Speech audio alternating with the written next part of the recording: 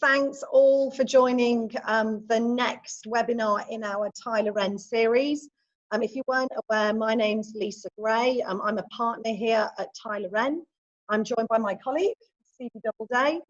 She drew the short straw on this one, and she's going to be going through changes in the market, which has been a crazy year, which I'm sure you all know. And we're really lucky to have Marcus Martin following that up. He's going to talk around wellness, mental health insights, and also using psychometric tools with a bit of focus on core skills for senior managers. So some really good info for those of you who are ambitious and wanting to know what skills you need to develop in that area. Then we have Shelley Kopu following Marcus. She's going to be looking at hot topics in employment law and talking through supporting up-and-coming PI and Maori members in the legal workforce. So just on that note, I'll hand you straight over to Stevie.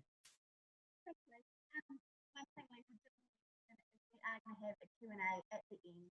So if you do have any questions, please put them in the Q&A at the bottom of the screen.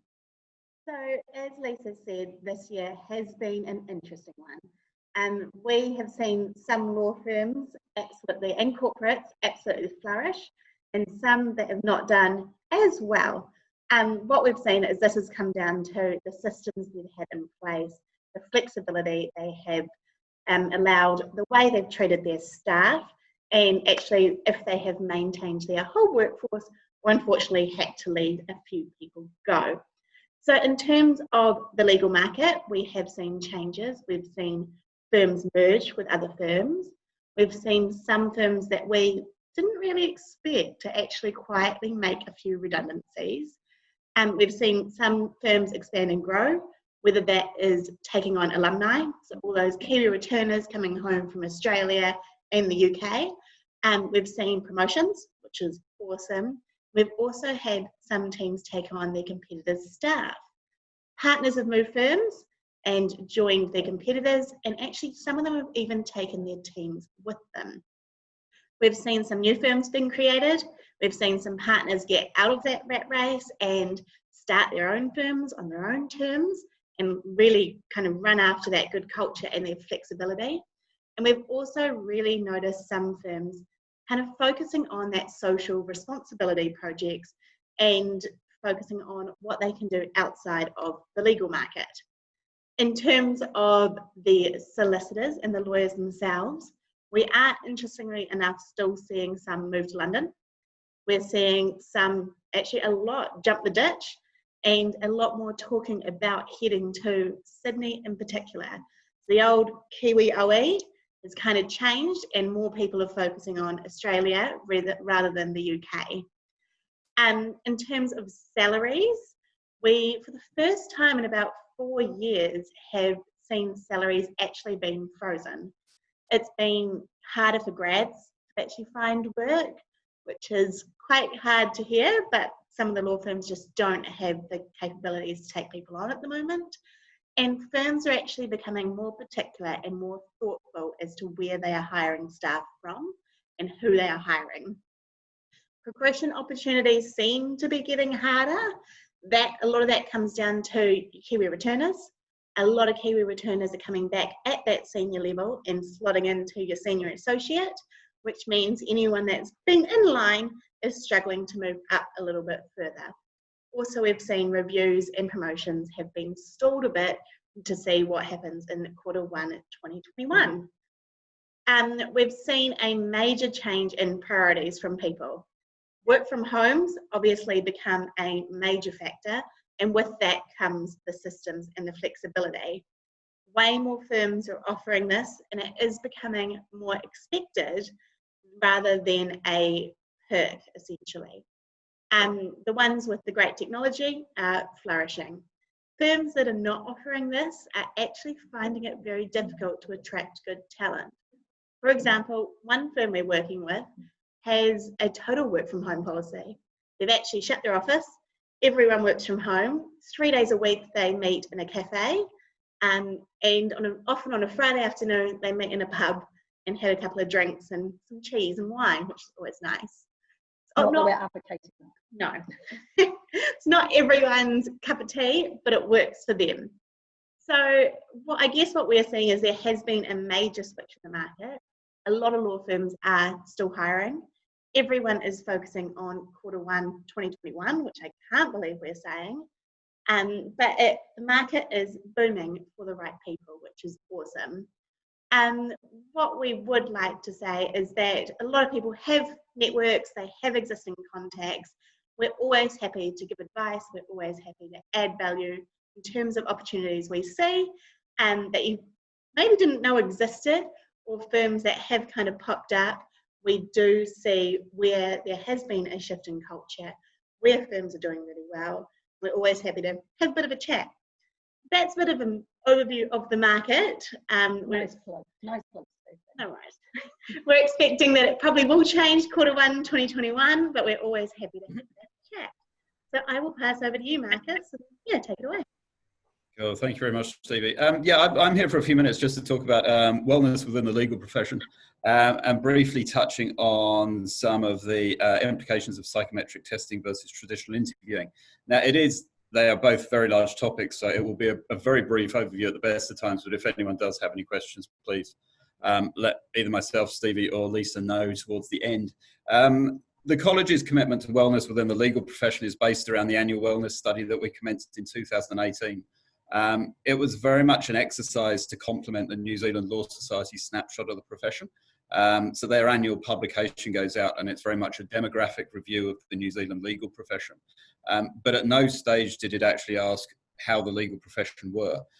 The college felt that this was a great opportunity for us to go out there and ask exactly that question. 2018 obviously coincided with a significant amount of negative media for the New Zealand legal profession. And we thought that was possibly detrimental to the exercise that we were trying to achieve, but ultimately the results that we came out with were insightful and valuable. From a college perspective, we have given the legal profession a 10-year commitment for this wellness study. We're now moving into year 4 for the 2021 study. But for 2019, we felt that it would be interesting to compare professions. So the wellness study for 2019 was actually done in conjunction with the Real Estate Institute in New Zealand to see whether any trends that we were experiencing within the legal profession were being replicated in the real estate profession. And unsurprisingly, the results were exactly the same than we experienced within law.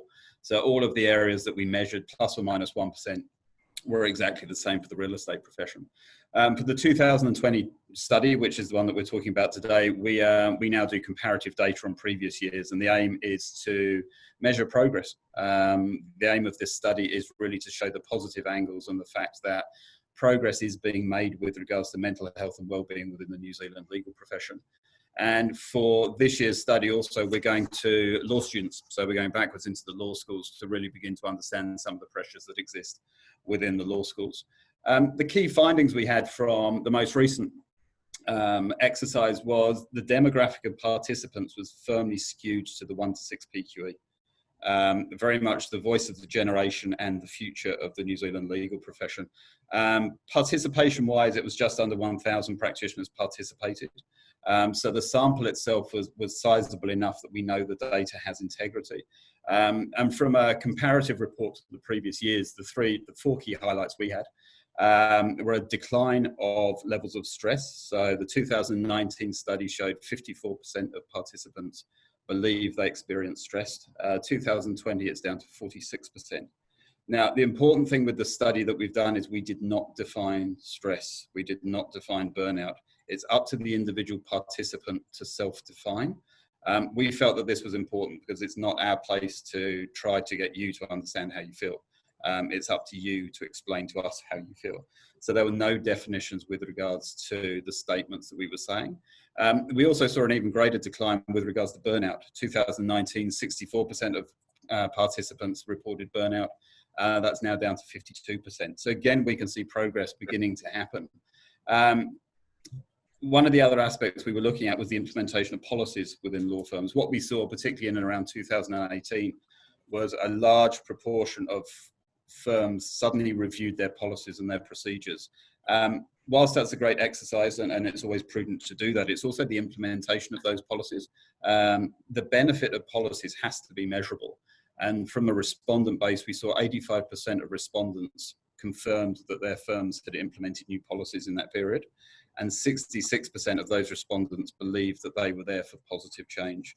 So we have some real measurable change that's going on from a positive side. There's always a but, and there's quite a lot of buts. We saw larger firms were quicker to adopt change than the small firms in the government departments.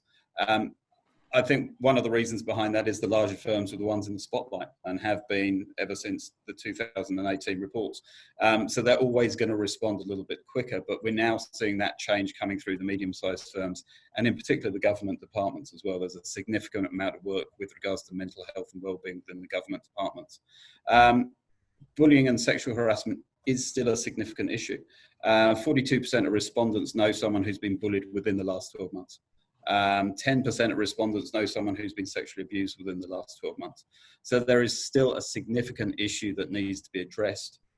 But this is all about small steps leading to positive change. It is very much an educational process that sits in there. And we're beginning to work with firms and other organisations to get them to understand what reporting mechanisms are available.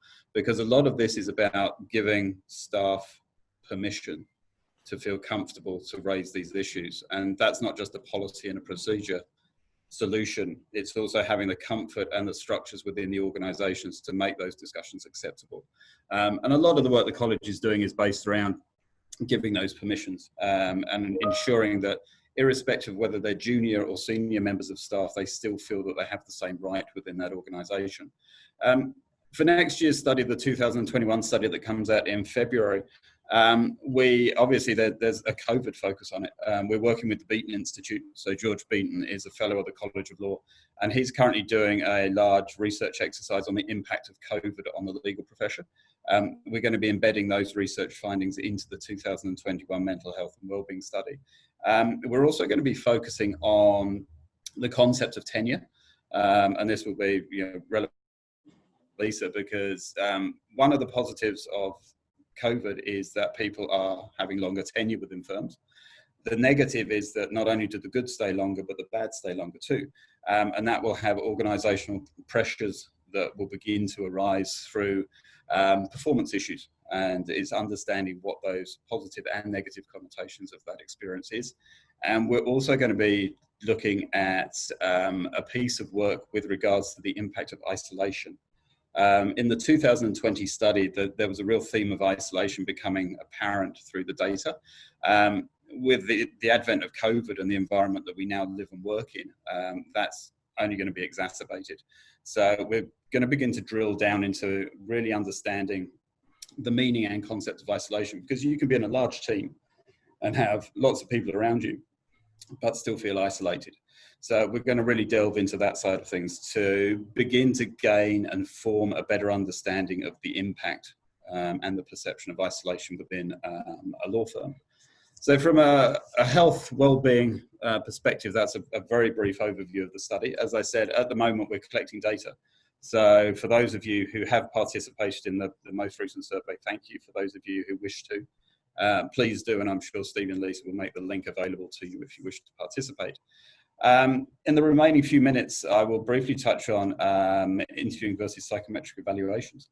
It's something that we as the college focus on from a subsidiary that we have, which is called Frontier, which is a team of clinical psychologists that we've brought on board really to focus on executive and management training. And a lot of the tools that they use are based around psychometric evaluations, really to allow organizations to make more focused selection processes for their recruitment. The traditional interviewing process was very much a quick meet and greet, a sit down and see someone.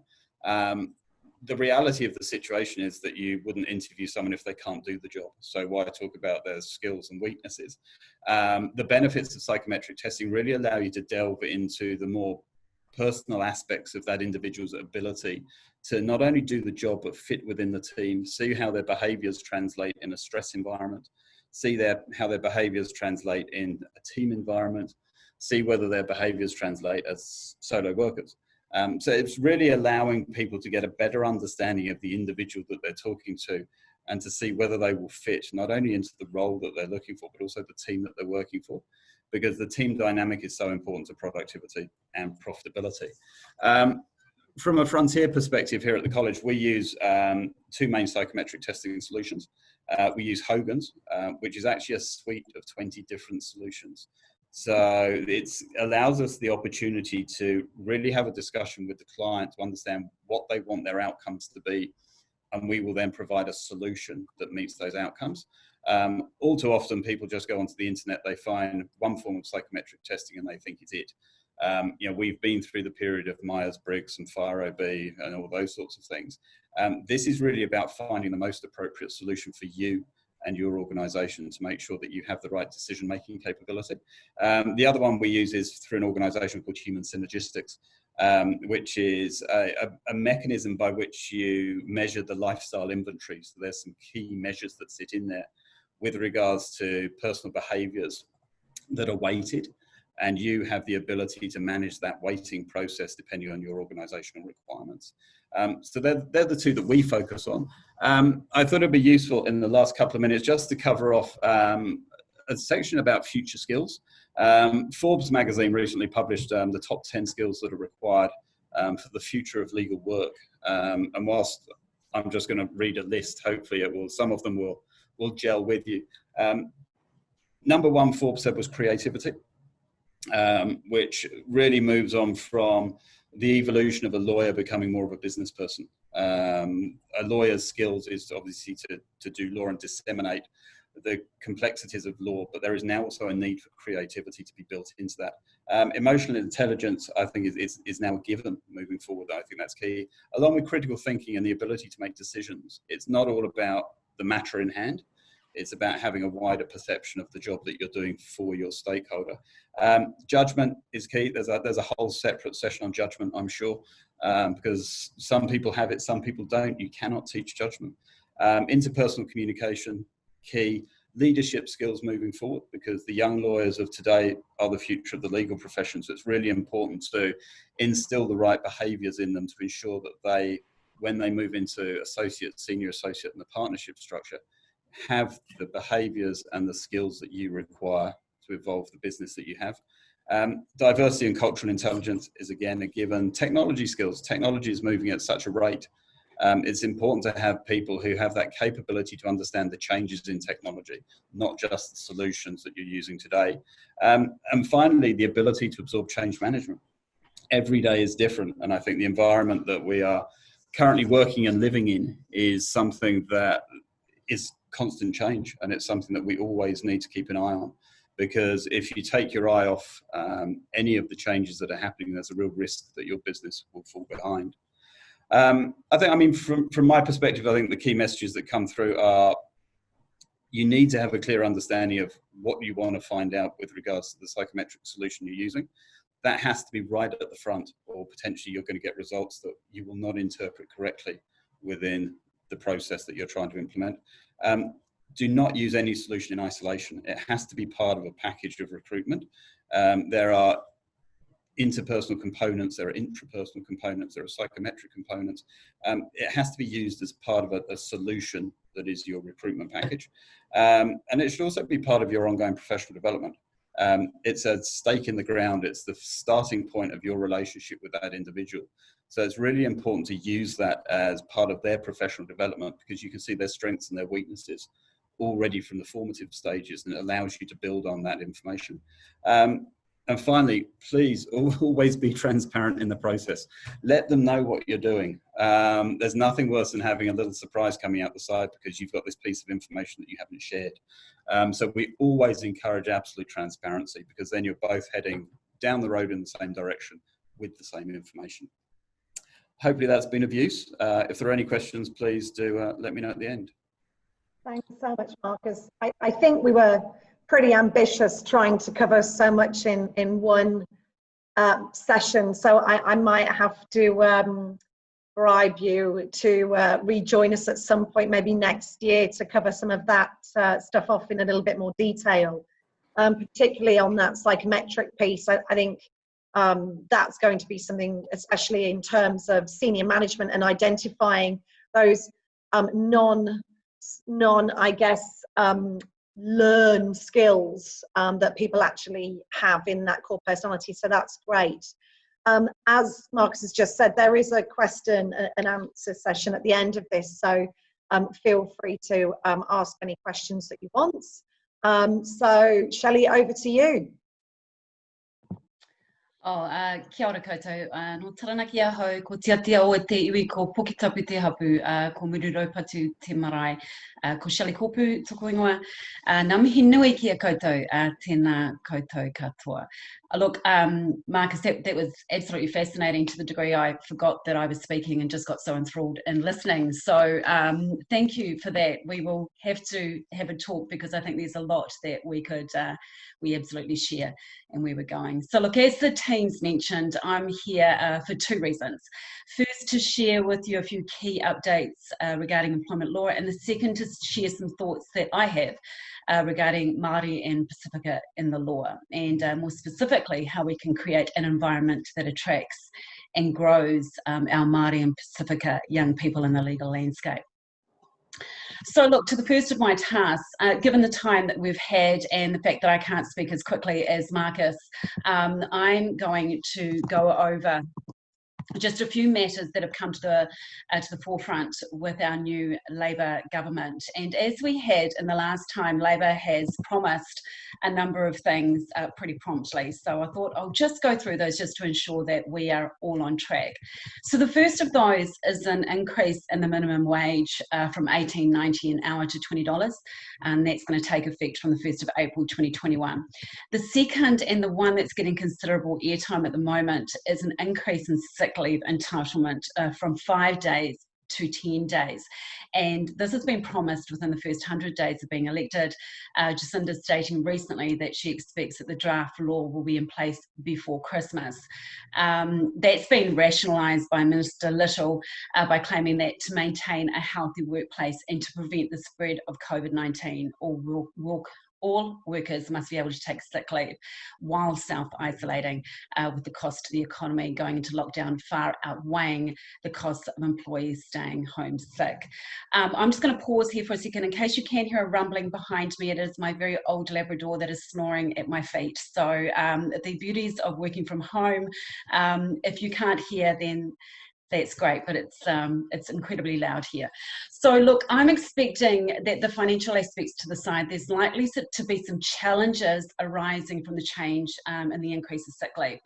We go back to thinking around what occurred when the increase in annual leave went from 3 weeks to 4. You had a number of employees stating at that stage, well, I want a consequent increase for those that were already on 4 weeks leave. So you may find there's a number of employees that have an expectation that if they're already on 10 days sick leave, that they're going to get an additional 5 on top. So just be aware of that.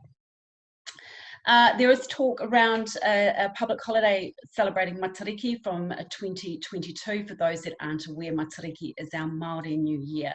It isn't actually just one day for us. It spans over about a month. It's our traditional time that we replant, that we reflect, that we think about those that have passed during the last year and set goals for the new year. Jacinda's certainly not aiming to give us all a month off, but there will be probably a day in celebration of that. Good news that the government's promised to strengthen and simplify the Holidays Act, introducing legislation regarding leave calculations. Thank goodness. Good news, but it still remains to be seen. There's going to be some increases in protections for vulnerable workers, including extending those protections to include security guards and some amendments to contractor categories. And flowing on from this, the living wage will be used for all contractors working in the public service, including caterers, security guards and cleaners. I think that contractor piece is going to be an interesting one to keep an eye on, because I think we're going to find ourselves under scrutiny for that. So if you do have a lot of contractors or you've got clients in that space, might be good to do an audit now. There's some support packages coming for businesses, a little bit outside of the employment law regime, but still fits in there, encouraging the hiring of at least 40,000 New Zealanders whose employment has been impacted by COVID. In line with all the changes that we found the last time, there's going to be a few more things to collective bargaining and protections on that, and the fair pay agreements are still on the table, though still waiting to see exactly what that looks like. And finally, the age of entry into hazardous work will increase from 15 years to 16 years from a mother that has gone through children from 15 to 16. I'd still be cautious about putting them in hazardous spaces, but that's going to be the law. Although not part of the government's initiatives, just want to remind you again that from the 1st of December, there's going to be the changes to the Privacy Act, which means, in summary, that businesses must not destroy personal information if someone asks for information held about them, report serious breaches to the Office of the Privacy Commission, and check that personal information disclosed with overseas companies has similar protections to that in New Zealand. That revamped act gives the Privacy Commissioner greater powers, which is including ordering a business to give a person their personal information and issuing a compliance notice if they fail to comply with the Privacy Act. So that was my very brief kind of snapshot of some of the things that are hot at the moment that we're going to have to keep an eye on and make sure that we're over going forward. So now to probably a topic that's really dear to my heart, and that's around encouraging and developing Maori and Pacifica in our field. So look, it's obvious that I'm wahine Māori, and I don't propose to speak intimately about the experiences of Pacifica, despite being married to a Tongan and having children who are Tongan and Māori descent. But what I can do is talk about matters that are relevant to Māori and some of my observations of Pacifica. It's probably obvious, and I hope it is, but there are obviously differences between Māori and Pacifica. Māori are indigenous to Aotearoa, with that comes different obligations. Pacifica are our closest cousins, and there's certainly some similarities in our ways and our motivators. Importantly, I think Pacifica get Māori. They understand our affiliation to our whenua, our land, and they have been some of our biggest champions. And they generally understand that if Aotearoa get it right for Māori, there is a positive flow-on effect for Pacifica. Last month, I was invited to speak at the Employment Lawyers Conference on matters on reflection of tikanga and the manner in which we practice. And in that kōrero, I quoted an insightful article by Kelly Gage, who's a third-year Māori law student at Victoria. I really enjoy the kōrero that I'll often have with some of our younger people, because they are the vessels of so much, and they really are our future. And she questioned how it is that so many firms offer specialist Māori services yet have so few, if any, Māori staff. And in that, she made a quote where she said, this is not to say that non-Māori cannot understand tikanga Māori, and I know that this isn't particularly Māori, but it applies to all, or that the traditional non-Māori values ingrained in the legal profession are not useful. However, Te Ao Māori offers another lens through which to view the world, and it's about the interconnectedness of all things living and non-living. She made a really good point that many of our Māori community feel unheard or disregarded in the legal world. I'm talking about clients here. So as a result, for many Māori and Pacifica who find themselves needing to navigate their legal rights and obligations, effective legal representation depends on the availability of Māori and Pacifica practitioners who are conversant in tikanga and Pacifica ways.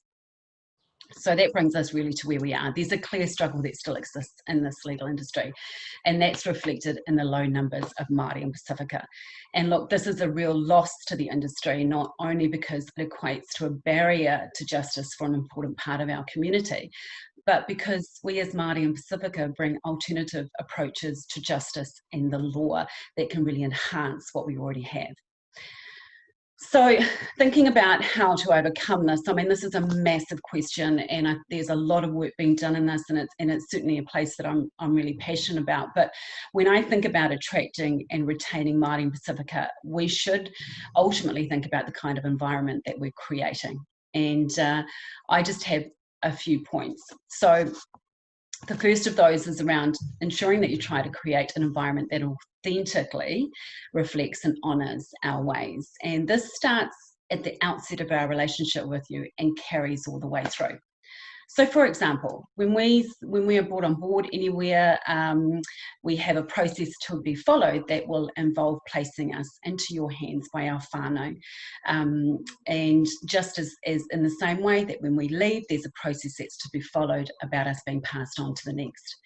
Now, I will do this for my tāne, who is clearly not young and is quite a large unit himself and doesn't actually need me physically saying, please take care. But what that does in that process is it says, this person is part of me and I am entrusting you to care for this taonga and who is such a special part to all of us. So it's part of a process that is important to us, but it's also something that's really beautiful that brings to mind what is really important here, that you, if I am placing one of my children into your hands as a graduate lawyer, you now become responsible and I trust you. So that's kind of, I guess, one of those things you can do there.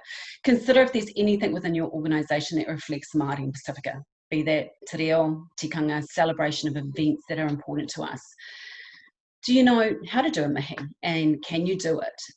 But do you importantly know why this would be of value? The second thing is acknowledge our differences. They may be simply from the way that we find connections with people before we start working with them to the way that we may, for instance, grieve. It was suggested to me at one stage during a tangi that it would be quite good for me to continue working because it would help take my mind off it. Now, that doesn't necessarily need a Māori person to understand that that's a bizarre thing to say. But that's not how we grieve. We talk openly, we talk about it. We are open with what is, because it honours that person that has gone.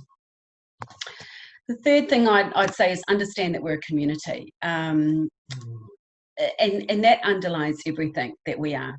So how does that work in a legal landscape? One of the examples that came to mind for me is that it was suggested to me at some stage that I should take the one other Māori employment lawyer that I knew within Auckland and make her my competition and to determine how I could better her and get her clients. And that kind of put me back because she is my sister. She is the only one that I had, and if I knocked her off and took her place, I would actually really be on my own. And that was coming from somebody who had been in the legal industry and was older as well, because law was my second career. And so if that's the manner in which I feel, then how much worse would it be for our young graduates? The other thing is I would always look to elevate her, and because her success is mine and mine is hers. That does not mean that we cannot be great advocates. That does not mean that we can't sit across the table for each other and fight and the best fight for our clients, but it does mean that we won't compromise who we are in order to do that. The fourth thing that I had that had come to mind for me was support and encouragement of our wider responsibilities in tribal leadership and community involvement. One of the things I mentioned in the Employment Lawyers Conference is that Maori and Pacifica lawyers, particularly those of us in leadership, will never just be able to be lawyers. We'll be called to be iwi leaders, directors, mentors, volunteers, to sit on the pai, to help out in the marae, to drive Māori initiatives, to be mentors for a number of different people coming through the ranks. And so consequently, we don't only feel torn between being there for our children and our whānau when we're trying to juggle our jobs, but we also from time to time had to choose between our cultural responsibilities and our work. So we need people to foster the expectations and responsibilities that come with being Maori and Pacifica and learn more about us. And by learning more about us, we won't have to explain our cultural norms. And particularly for Māori, we don't have to explain our cultural norms on our own land. So look, as I've mentioned, these are only starting points and I can't give you all the answers in 10 minutes, but what I had hoped through that was just to get you starting to think. One point that somebody had raised with me recently that I thought I'd leave with you was the question as to whether we should encourage law firms, particularly larger law firms, to look at introducing a quota for Maori and Pacifica in that internship programs in order to encourage more representation. And I've considered this a lot. As I mentioned, my Tane is Tongan, and his son, being our boy, was admitted to the bar just a few weeks ago and has been placed into the care of Minter Ellison, where he's working. And my Pōtiki, my last born, has just today finished her first year at law school. So these are matters that are really close to my heart because they have an effect on my own. I heard something recently, and I couldn't find the reference for it, but it went something like this, that programs such as quotas like this are a little bit like inviting us to the dance. But the person that has invited you to the dance determines the dress code, the type of kai to be served, the playlist, and tells us how we are meant to dance. And so you'll probably know that Maori and Pacifica have an inherent rhythm that dances on the offbeat. We don't know how to dance on the beat, or even more to the words. So essentially what's happening is that we're in this environment where we're in clothing that's really uncomfortable, we're eating kai that's making our stomachs feel a bit strange, we're doing a dance that feels foreign to us, to a playlist that was determined before we got there as well. So it's not something that we're familiar with. So look, when we get tired of doing that dance and we walk away, many walk away. There are brilliant lawyers out there doing great stuff, but have decided not to be lawyers. When that happens, we're often labelled ungrateful because we were given an invitation. But here's the thing, this was an event that never had us in mind when it was being created. And when we were invited, there was no change made to accommodate us. And so we've had to put who we are at the door, and then we have to pick it up when we walk back out the door. And that is the reality for a lot of Maori and Pacifica who are trying to find their way in the law. So I don't want to discourage people from quotas because I think it's great. But you need to take on your responsibility of kaitiaki, of guardian, seriously, and be prepared to change the playlist. And rather than approaching it as something that you are gifting, be open to it being a reciprocal arrangement and be prepared to learn as much from us as we would from you. Be so bold, in actual fact, to learn the steps to dances that may be of comfort to us, but may feel unfamiliar or awkward to you. And always keep in mind that your practice can always be enhanced. If I want to be brutally honest, and Marcus, I think there's lots of stuff that you and I could talk on this, the current legal landscape is not generally a place that our people feel heard, safe, or valued. And that is being really, really bold and very raw. So I understand that they're quite strong terms, but if we want to put it generically out there, that's how it is. But if I might be so bold to say, then I think that all of us, Māori, Pacifica, Pākehā, Asian, everybody, has at some stage in our legal careers felt unheard, unsafe, or unvalued. So I guess if I was to leave you with anything, I would say that at the beginning of my kōrero, I proposed that Pacifica get it, that if we get it right for Māori, there's a positive onflow for Pacifica. So could it be that if we get the legal landscape right for Māori, if we adopt tikanga Māori into our ways, and if we think more about a collective and community strategy, that in fact that there's a positive onflow for everyone. So nō reira, kāti konei ngā kōrero, ngā mihi nui ki a koutou, tēnā koutou, tēnā koutou, tēnā koutou katoa.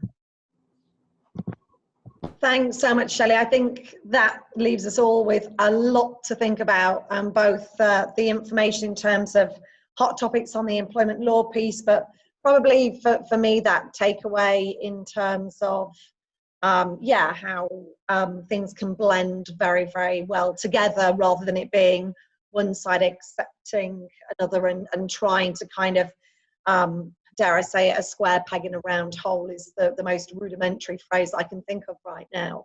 But thank you so much for that. So we do have some questions here for both Marcus and Shelley. We've got a little bit of time to play with that. So again, if you do have any other questions that you want to pose, then you've probably got a couple of minutes to do that. So Marcus, first of all, I think that this is quite a hot topic for those individuals listening with ambition to move to senior management. A lot of those traits on the Forbes list are not necessarily ones that are developed on the law curriculum. Yes, you've said that they are core traits, but obviously they can be developed. How would you suggest lawyers adopt and develop those kind of core skills in the workplace? What then can they do to encourage those? Yeah, sure. I think that there's two approaches to this. One is looking at law as a whole, which I think highlights the need for these sorts of skills to become integral within the law degree in itself. The curriculum is obviously purely academic, and looks at the application of law as opposed to the skills that you require to be a lawyer. When you go through that continuum, you then arrive at pre-admission training, which again is a highly regulated environment of which a lot of the content is stipulated. We add a lot of stuff along these lines to the periphery, but we're constrained by the hours and the course content that we need to deliver. So ultimately, it moves forward to professional development, whether that's award-based programs or purely CPD-based programs, where it allows the individual, whether that's a young lawyer or senior lawyer, to really focus on the areas that they wish to develop themselves. Unfortunately, that's always going to have a commercial implication because there's a cost associated with it. But I think it can always be seen as part of your career development and your career prospects, because in the environment we're in now, ultimately it's about employability, and it's giving yourself the skills and the best chance to progress in the best way through your career. So I think there's a number of avenues and angles associated with it, but ultimately it sits with the individual to choose which area they wish initially to grow. Okay, thanks so much for that, Marcus. Shelley, we've had a question regarding one of those hot topics in terms of work from home and OSH regulation. Do you think there'll be any changes in terms of what employers need to provide in terms of OSH for work from home over the next 12 months? Yeah, I think a savvy employer would be starting to look into that already before we start getting any direction from the government. Yes, I do think that there will be something. In my time in-house and in HR, we spend an incredible amount of time making sure that people were set up before they could work from home. Obviously, you know, in the last kind of 8-9 months, we rushed into it, and so there's a bunch of people that are probably starting to suffer from some of the working from home, or even the fact that they're not really set up properly. So I think that there will be much more focus on it, and that would be good to start planning on that now. I mean, obviously we've seen some changes with IRD and the allowances around that space, so it's definitely moving towards there. Great, thanks for your input on that, Shelley. Marcus, how do you think firms can support that? I know this is such a broad question, that mental health and well-being piece in the workplace more? From a firm perspective, I think the moral to any story is start small. You got to be realistic about what you want to implement, because it's all well and good to have grand ideas and expectations about a mental health program within your organization, but the reality is it should be a fabric of everyday work within that organization. So start small, be practical, be open, ensure that the staff, the team understand what your objectives are and what you're trying to achieve, and try to bring them along with you. It goes back to what I said with regards to giving them permission to participate in the initiatives that are being handed out, so it doesn't just seem like a management initiative, it seems like a firm-wide initiative. Absolutely, and I think that whole piece around getting employees to kind of invest in it from their side and getting them involved in it. Great point. Shelley, we've had another question come through here.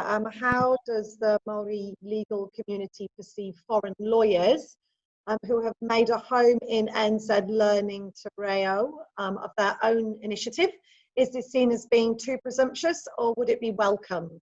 I'm glad. My pronunciation there.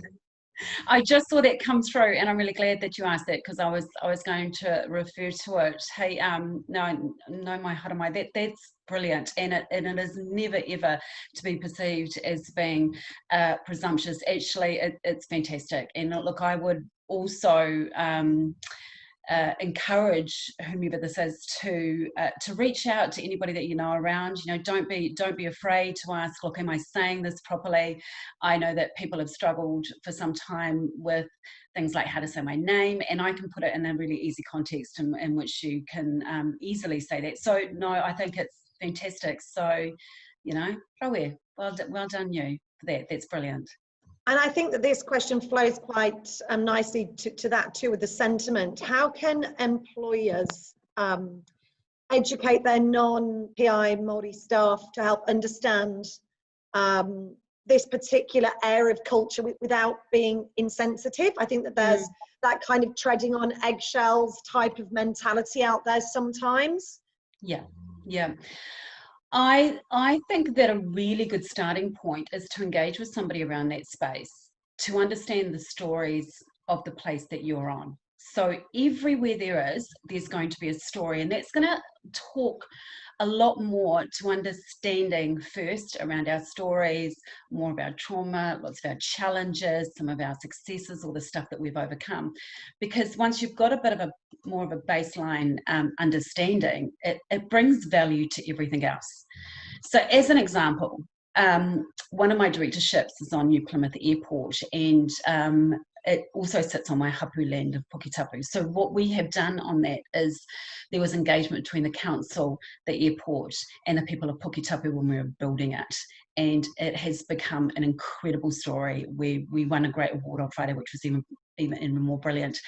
But what it means is that all those people that have been engaged in that work actually know the stories of that land, and therefore actually understand the value that it brings, and can take some pride in what they do, and can be a lot more sensitive to what of the history of that land as well.